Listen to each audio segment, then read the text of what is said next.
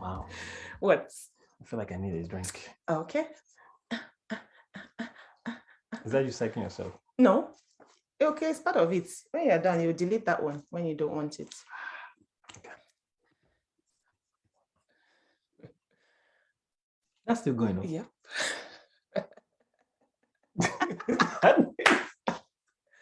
No, Okay, but okay. we didn't pause it, right? We kind of said, let's come back.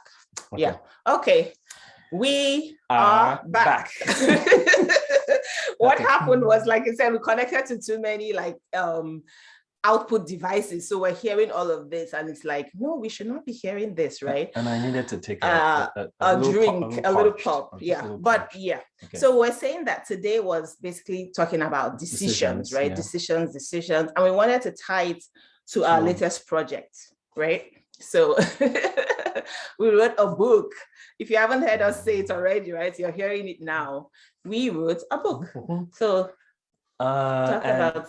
So this was an interesting feat. It's fun working with your spouse. Interesting. Yeah. Actually, the word I wanted to use is hard, but I think interesting might be a little bit better on that. So the book, started working on the book summer of last year. Yeah, right about. And we really got serious with it by about October.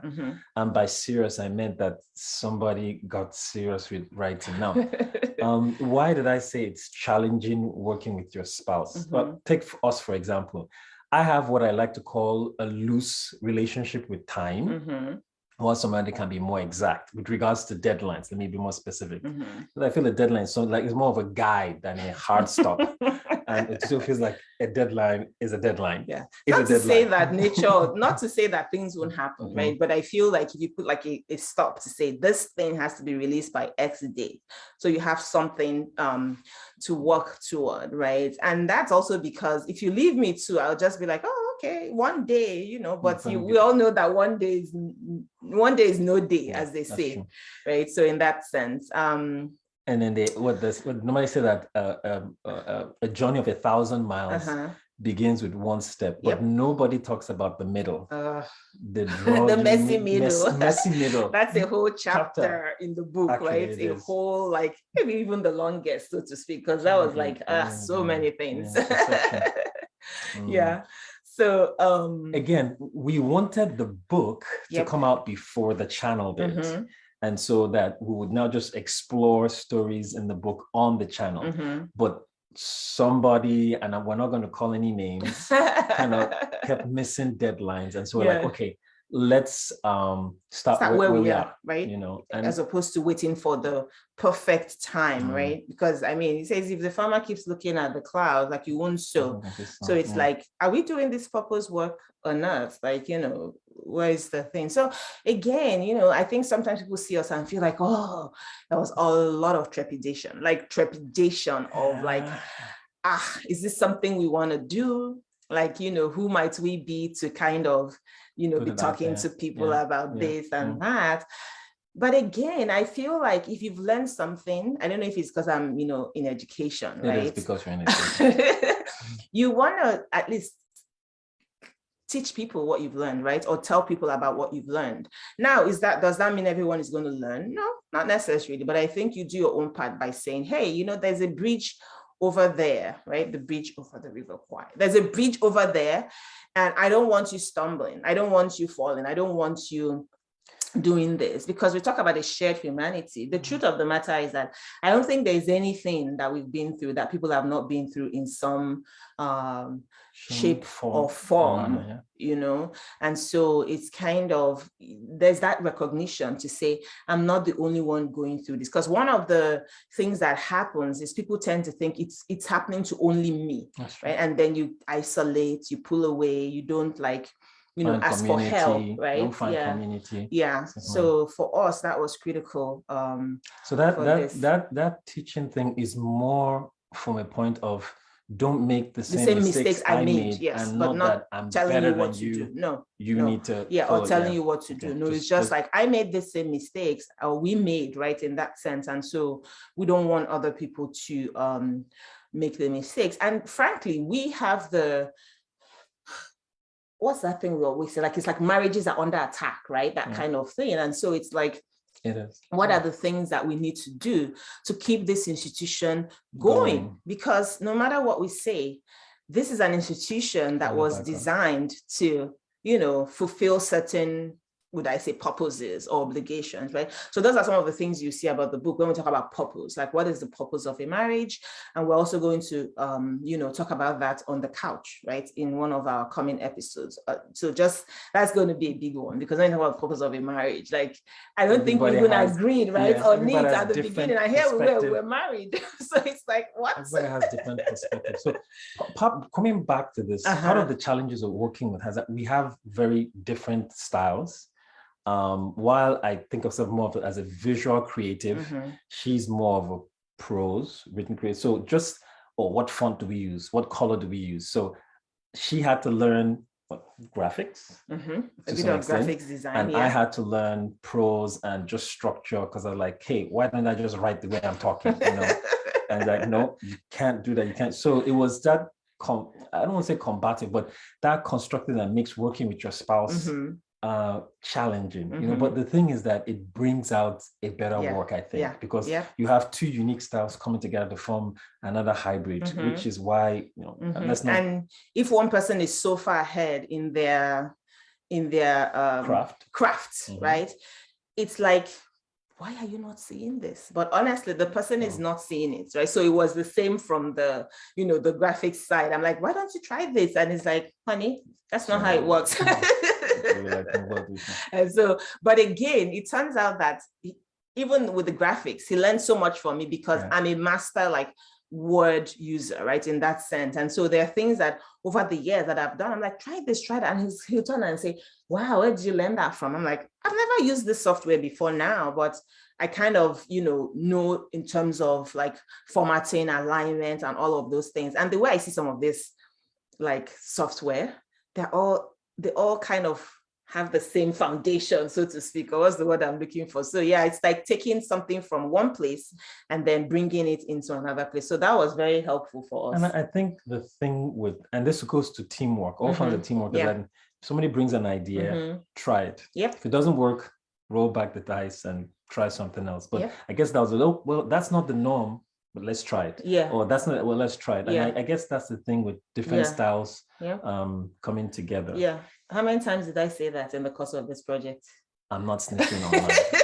I'm not gonna snitch on myself. Because when he's like, so how is this thing going to work? I'm like, I don't know, try it. As in, so again, that's something that I do. I'm like, I'm gonna try it. If it doesn't work, I'm ready to roll back, right? As opposed to spending time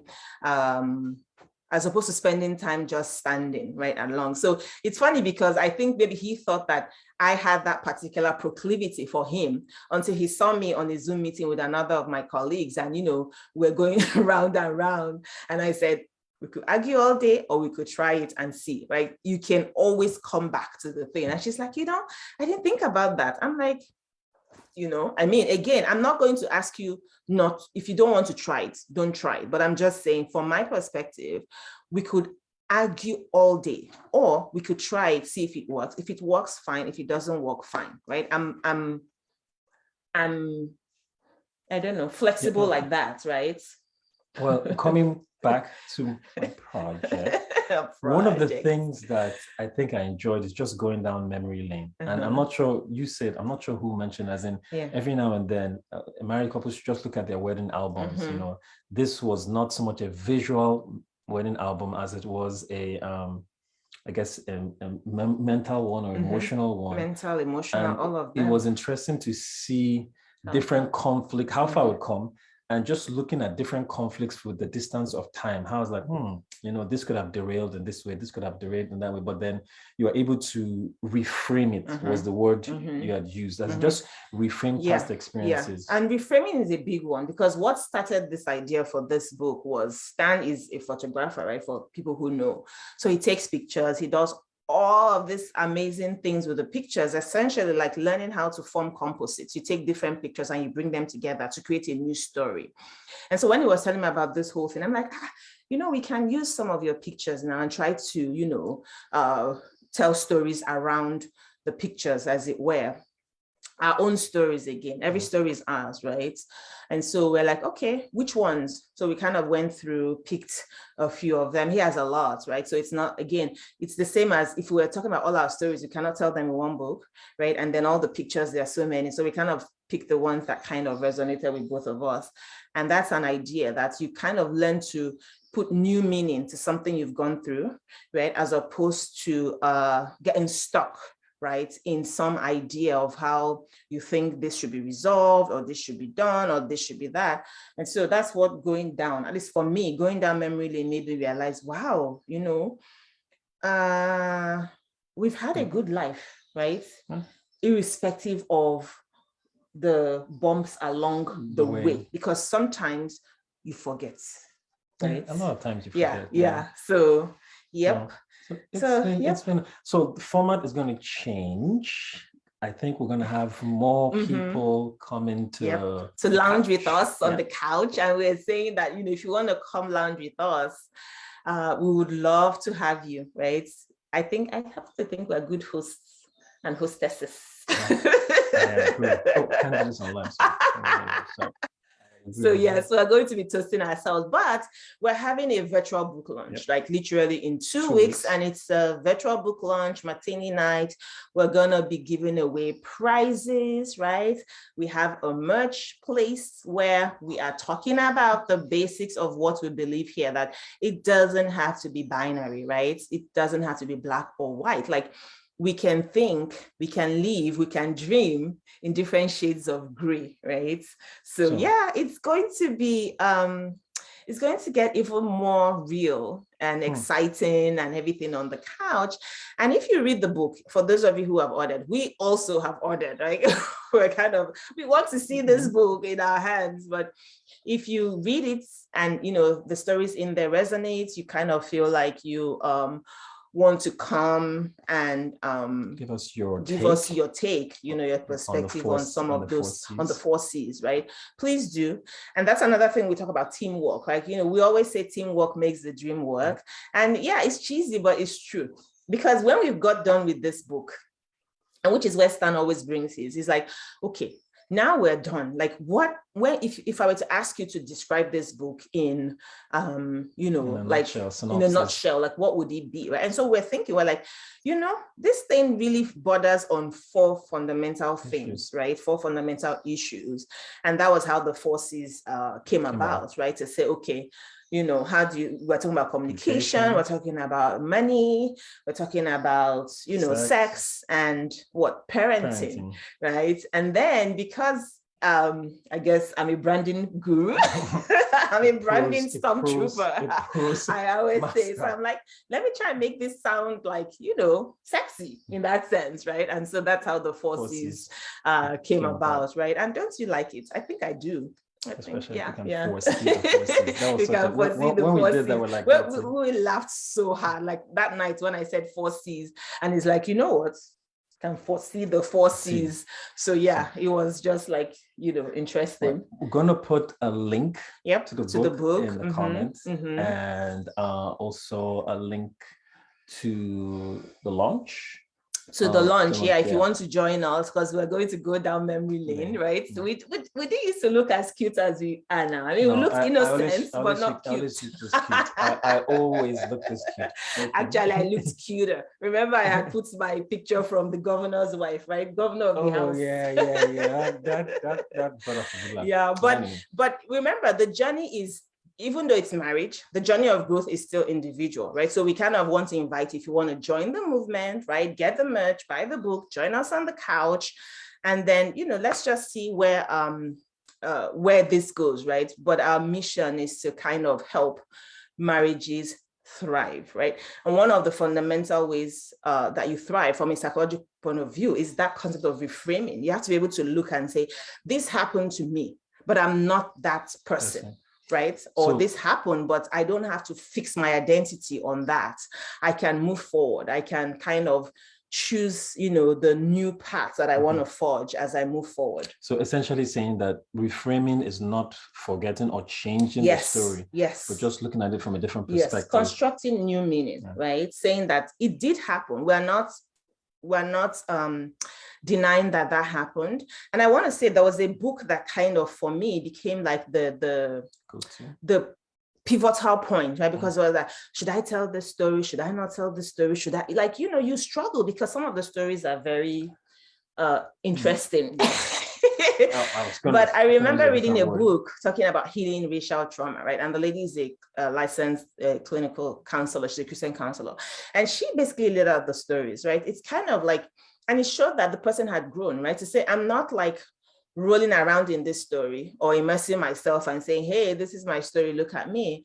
But I cannot be who I am today if this didn't happen, as an example, right? So those kinds of things, you can't necessarily divorce one from the other, right? And so here, obviously, again, part of our goal is to ensure that marriages don't, you know, walk that path in any sense. Like, you want to grow, right? But recognize that your past, you know, is critical to who you are today, right? But it doesn't determine your future. Yes, I think that's it. So yeah, so that's it for us for today.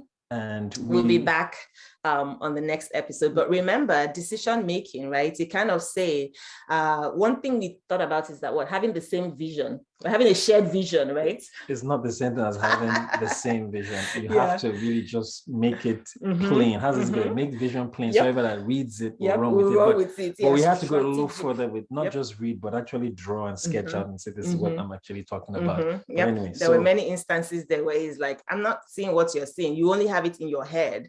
You have to tell me. And I learned to, like, you know, draw out things, sketch out things, break it down to the nth degree, right? To say, yes, this is what, you know, we would like to see here, right? In that sense. So now you can join us with your own bubbly. Yep. When we do the launch. When we do the launch, we don't want to be banned for having an afternoon. We're going to tune out and celebrate the end of the first 1,000 miles, right? First 1,000 miles. And we'll see where the next 1,000 miles takes us. Yep. Okay. Hey. All right. Cheers. Bye, Facebook.